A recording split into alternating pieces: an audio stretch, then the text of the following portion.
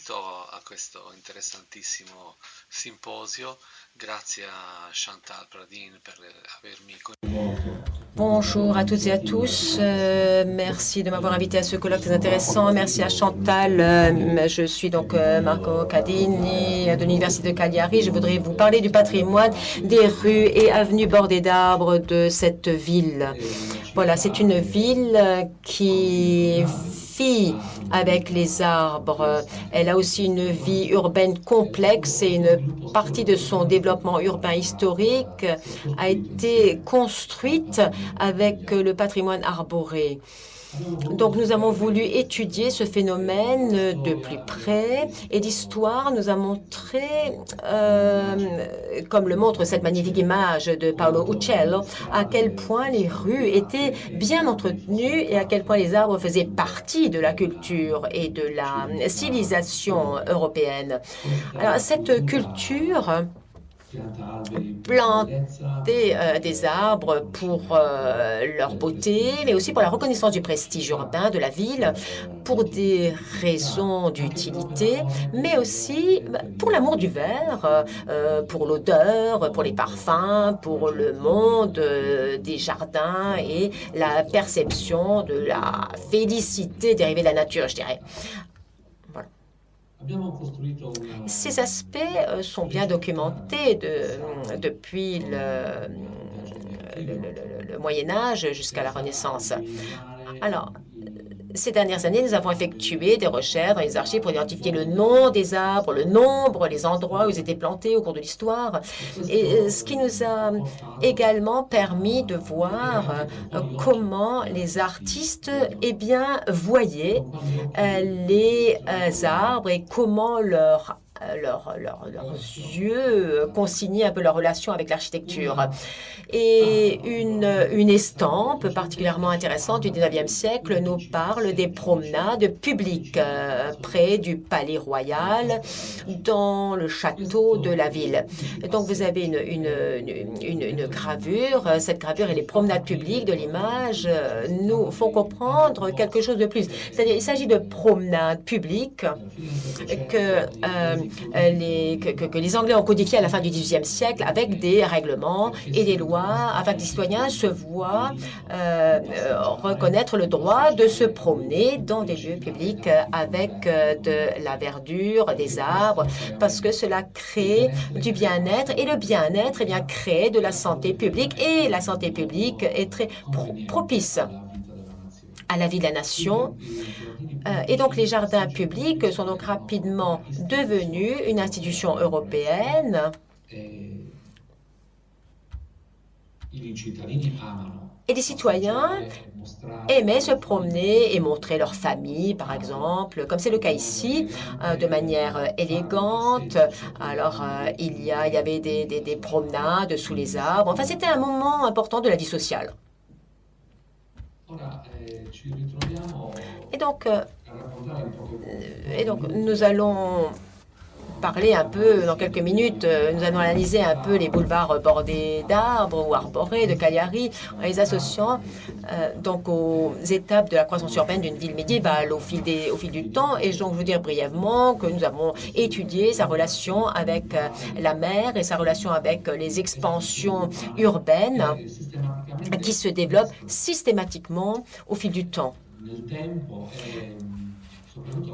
Et donc, la ville a beaucoup investi dans la construction d'avenues arborées comme ligne d'expansion et de croissance au milieu à la fin du 19e siècle, depuis la première moitié du 20e siècle, jusqu'aux premières moitiés du 20e siècle. Et donc, le Carlo Felice est une avenue, donc un petit boulevard de Cagliari, planté de 4 rangées d'arbres à la place des anciens murs. Et donc, c'est un exemple de rue commerçante et de promenades comme d'autres à Cagliari autour des sites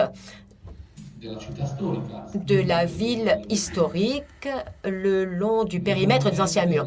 Alors bien sûr, la construction de ces avenues suit des techniques, de nouvelles techniques de plantation qui sont expérimentées et des solutions sont également imaginées à travers les dessins et les plans qui proviennent de la connaissance de la connaissance agronome, de la science des botanistes, et ceci avec les architectes, eh bien, ont conçu la beauté des espaces verts en s'appuyant sur la grande expérience du Piémont, de Turin et de Palerme, de la Sicile, d'où les spécialistes de ces disciplines provenaient. La ville, du coup, prend un nouveau visage et ces arbres que vous voyez ici, nouvellement plantés, devient le thème de la ville moderne. Une ville alors de la cathédrale à gauche vers la mer et avec toute la documentation, tout ça est documenté, mais voilà, vous avez tout ça, la ville avec la cathédrale qui est en train de se développer et de se meubler. Et donc, il est également magnifique de raconter cette histoire à travers les documents d'archives où on peut voir des modèles de plantation d'arbres, où on peut voir donc ces systèmes de rangées d'arbres. Et puis, ensuite, nous avons le grand palais avec les grandes lignes d'arcades où l'architecture, les arbres, les tramways, la vie sociale également, eh bien, sont ensemble, eh bien, sont évoqués d'une manière très brillante. Et nous voyons l'alignement dense d'arbres le long de la route du port qui a été détruite pendant la Seconde Guerre mondiale, tout comme le pont qui a été détruit. Alors, voyager dans l'histoire, c'est bien, mais ensuite nous arrivons au présent. Et que faisons-nous de ce patrimoine aujourd'hui? En quoi ce patrimoine peut-il être considéré comme stratégiquement important pour la vie des citoyens? Il faut comprendre si les citoyens le ressentent, s'ils sont mal à l'aise, par exemple. Certains, alors les citoyens sont différents. Certains ne veulent pas que les feuilles tombent sur le sol, ou bien d'autres, on veut de l'ombre sur notre maison, ou alors on veut pas avoir que notre vue on veut pas avoir une vue obstruée par ces arbres. Mais en tout cas, le patrimoine vert est aussi très aimé, et le patrimoine vert est menacé par les mauvaises coupes et les égalages, par l'effondrement d'arbres non surveillés. Qui ne sont pas remplacés à temps. Les arbres vieillissent, il y a des arbres de 100 à 150 ans qui doivent être remplacés. Et donc, voici, ils doivent être remplacés par des techniques de réorganisation progressive au cours du temps et selon les lieux. Et donc, plusieurs arbres peuvent être comparés vous voyez ici donc un ficus macrocarpa qui s'est effondré au-dessus d'un magasin de journaux il y a quelques mois. Et personne n'avait prévu en fait cet effondrement. Et des jardiniers peu qualifiés avaient coupé tout simplement les racines aériennes et ces grosses touffes qui descendent du tronc des arbres et qui se solidifient au sol. Et du coup, ça a créé ils voulaient créer donc une nouvelle structure arborescente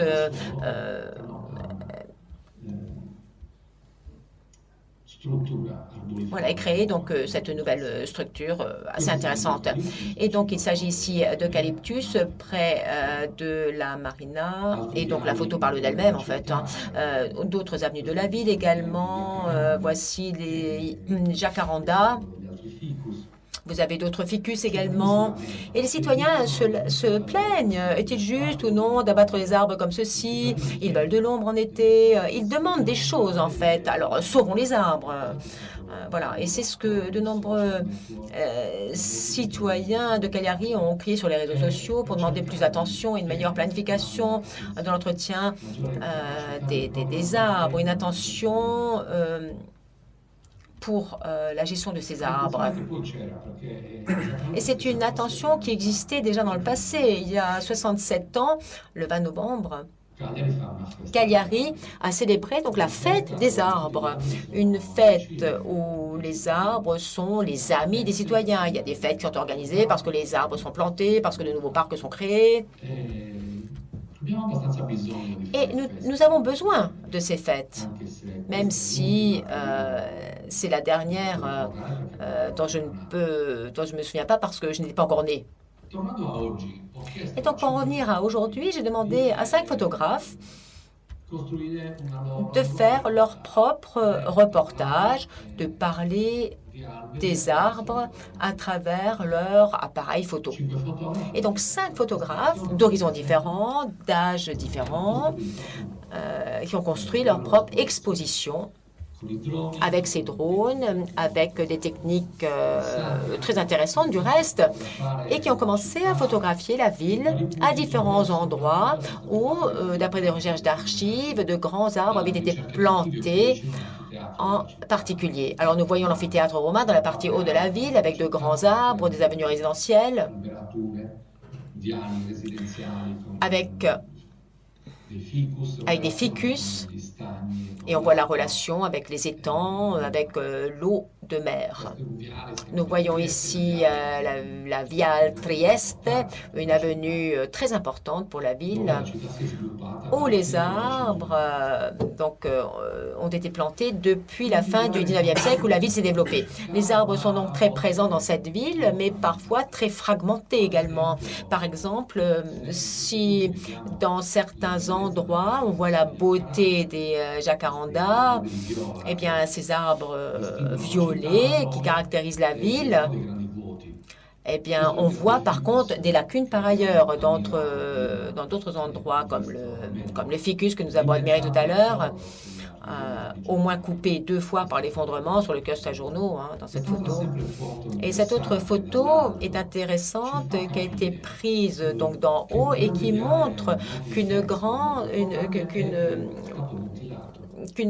avenue importante a été mutilée. Alors, où sont ces arbres? Est-ce qu'ils ont été coupés? Est-ce qu'ils sont morts? Ils n'ont pas été replantés? Voilà. Eh bien, une telle lacune est très grave du point de vue du paysage architectural. Plus grave qu'il n'y paraît. Parce qu'une lacune aujourd'hui, une lacune demain, des rues, des allées arborées peuvent s'ouvrir et disparaître rapidement au fil du temps. Et donc, nous en avons la preuve ici. Voilà, j'ai sauté une image, mais vous voyez ici quelle est la relation avec les équipements modernes, les automobilistes. C'est une relation difficile. Et donc, nous avons fait une exposition à Tiziana Sassou, une amie agronome. Nous avons parlé de l'architecture végétale, des rues arborées de Cagliari. Nous sommes sortis de la pandémie. Nous avons fait cette exposition avec un très bel endroit que la ville nous a offert. Ici, à droite, vous pouvez voir donc un panneau avec des exemples des Champs-Élysées à Paris. Nous avons fait un recensement également avec un système de questionnaire pour essayer de comprendre quels étaient les problèmes aujourd'hui. Et donc, les dispositions, donc avec une disposition intéressante, nous avons essayé de discuter également avec les enfants de l'école pour essayer de comprendre, de savoir ce qu'il y avait sous terre. Un arbre avec un tronc, une couronne, mais aussi des racines, les os sous la terre. Il y a beaucoup de choses qui se passent et qu'il convient de connaître et de respecter également.